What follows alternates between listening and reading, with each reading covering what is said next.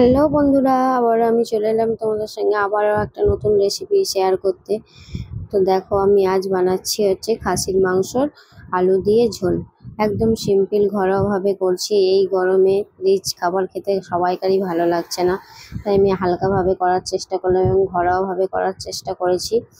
ঘরের মশলা দিয়ে কোনো আড়তি বাড়তি মশলা দেইনি। তো প্রথমে আমি তেল গরম করে নিয়েছি, তেলের মধ্যে আমি এক এক করে আলুগুলো দিয়ে দিলাম। এবার আলুগুলো আমি ভেজে নেব।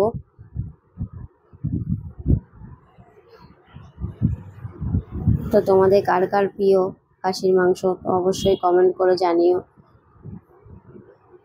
এখন অনেকেরই প্রিয় হয়ে গেছে এই খাসির মাংস।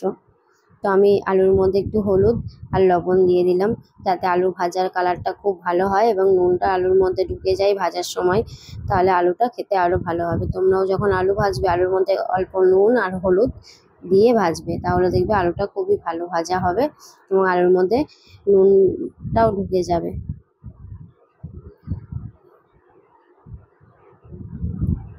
আমার আলু ভাজা হয়ে গেছে, দেখতেই পাচ্ছ। এবার আমি আলুগুলোকে এক এক করে তুলে নেব।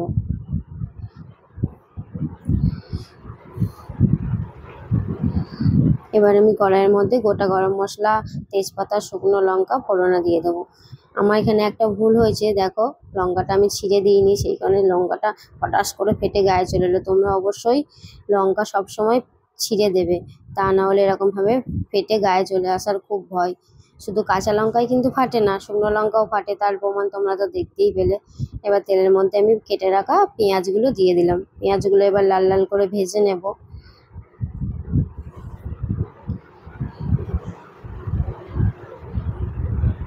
তো পেঁয়াজের মধ্যে আমি অল্প একটু লবণ দিয়ে অ্যাড করে দেবো, তাহলে পেঁয়াজটা তাড়াতাড়ি ভাজা হয়ে যাবে এবং সময়টাও কম লাগবে। তোমরা এইভাবে রান্নাগুলো করো এবং ছোটো ছোটো টিপসগুলো ফলো করো, তাহলে খুবই ভালো হবে। তো দেখো, আমার পেঁয়াজটা ভাজা হয়েই গেছে। এবার আমি অ্যাড করে দেবো এর মধ্যে হচ্ছে বেটে রাখা রসুন, আদা আর হচ্ছে গোটা জিরে একসাথে আমি মিক্সিতে পেস্ট করে রেখেছিলাম, সেই পেস্টটা আমি দিয়ে দিলাম।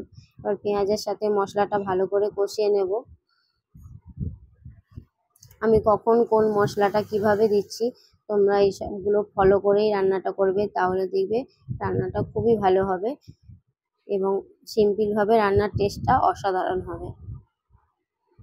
সব সময় যে বেশি কিছু মশলা দিলেই রান্না ভালো হয়, নাহলে হয় না এমনটা নয়।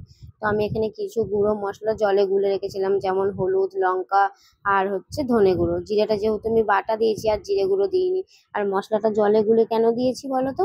আগেকার দিনে দেখবে মা ঠাকুমারা বেশিরভাগ মশলা বেটেই দিত।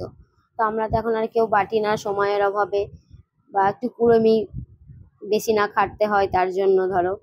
তাহলে এই জলে গুলে মশলাটা দিলে কি হবে, টেস্টটা ভালো হবে আর মশলাটা জ্বলে যাওয়ারও ভয় থাকবে না। যেমন গুঁড়ো মশলা দিলে নাড়তে একটু দেরি হলে জ্বলে যায় মশলাটা, তাহলে মশলাটা তেতো হয়ে যায় আর ভালো লাগে না, রান্নার টেস্টটা ঠিকভাবে হয় না। তাই তোমরা যখনই রান্নায় গুঁড়ো মশলা অ্যাড করবে, রান্নার আগে পরিমাণ মতো একটু জলে গুলে রেখে দেবে। তো এই গোলাটাই দেবে, দেখবে টেস্টটা খুব ভালো হয়। তো আমি মাংসটা দিয়ে দিয়েছি, মাংসটার সাথে এবার আমি মশলাটা ভালো করে কষিয়ে নেব। আমি আমার রান্নার করতে করতে যেসবগুলো শিখেছি সেগুলোই তোমাদের সঙ্গে শেয়ার করছি। যেসব ছোট ছোট জিনিসগুলো রান্না করতে করতে আমরা মেয়েরা শিখি, একবারেই তো কেউ ভালো রান্না করতে পারি না ধরো, সবাই রান্না করতে করতে শেখে। আমিও তাই রান্না করতে করতেই শিখেছি। তো সেইগুলোই তোমাদের সঙ্গে ছোট ছোট জিনিসগুলো শেয়ার করছি, তোমরাও এগুলো ফলো করো, এতে করে ভালোই হবে, খারাপ কিছু হবে না। তো আমি কেটে রাখা টমেটো দিয়ে দিলাম। প্রথমেই আমি দিইনি, প্রথমে দিলে কি হবে বলো তো, টমেটো থেকে জল ছাড়বে। আর নুনও আমি প্রথমে দিইনি, নুনটা আমি পরে দিলাম। প্রথমেই নুন টমেটো দিলে জল ছাড়বে, মাংসর সাথে মশলাটা ভালো কষানো হবে না, ভাজা হবে না, তো কাঁচা গন্ধ ছাড়বে মাংস থেকে। সেই কারণে কিছুক্ষণ আমি মশলার সাথে মাংসটা কষিয়ে নেওয়ার পরে নুন আর টমেটোটা অ্যাড করলাম। তোমরাও এইভাবেই অ্যাড করো। তো দেখো, আমার মাংসটা অনেকটাই কষানো হয়ে গেছে, টমেটোটাও গলে গেছে, টমেটো থেকে কাঁচা গন্ধটাও চলে গেছে। এই পর্যায়ে আমি 1 কাপ মতো জল অ্যাড করে দেবো, দিয়ে আমি আবারও ভালো করে কষিয়ে নেবো।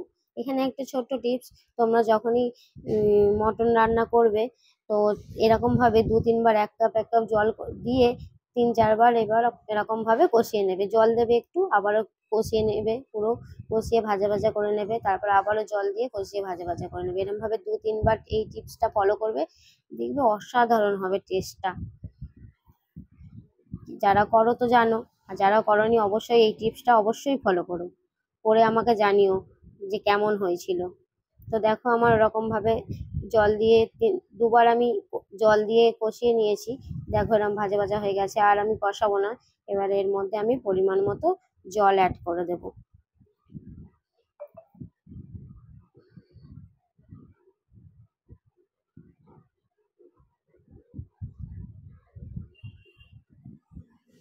আলুগুলোকেও আমি দিয়ে নিচ্ছি।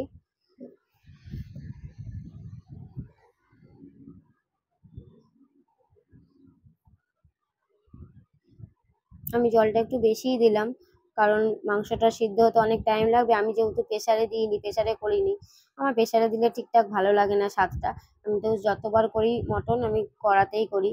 তো কড়াতে যেন আমার মনে হয় টেস্টটা আরও বেশি ভালো হয়। তোমরা যদি হাতে সময় থাকে অবশ্যই কড়াতেই করবে, দেখবে টেস্টটা আরও ভালো হবে প্রেসারের থেকে। কিন্তু প্রেসারের থেকে কিন্তু মাংসটা কম গলবে তা কিন্তু নয়, প্রেসারের মতনই গলবে মাংসটা। তো দেখো আমার অলরেডি রান্না কমপ্লিট, আমি নামিয়েও নিয়েছি। আমি কিন্তু কোনো গরম মশলা অ্যাড করিনি এর মধ্যে, জাস্ট আমার মাংসটা সিদ্ধ হয়ে গেছে, আমি নামিয়ে নিয়ে এসেছি। দেখো আমি তোমাদেরকে ছিঁড়ে দেখাচ্ছি, গরম ছিল তো ভালোভাবে ছিঁড়তেও পারিনি। তবুও দেখো মাংসটা পুরো একদম মুরগির মাংসের মতো গলে গেছে, আর হাড় ছেড়ে চলে আসছে, আমাকে বেশি চাপও দিতে হচ্ছে না, দেখেছো? তো আবার একটা পরের ভিডিওতে দেখা হবে। আজকের মতো টাটা, চলো বন্ধুরা।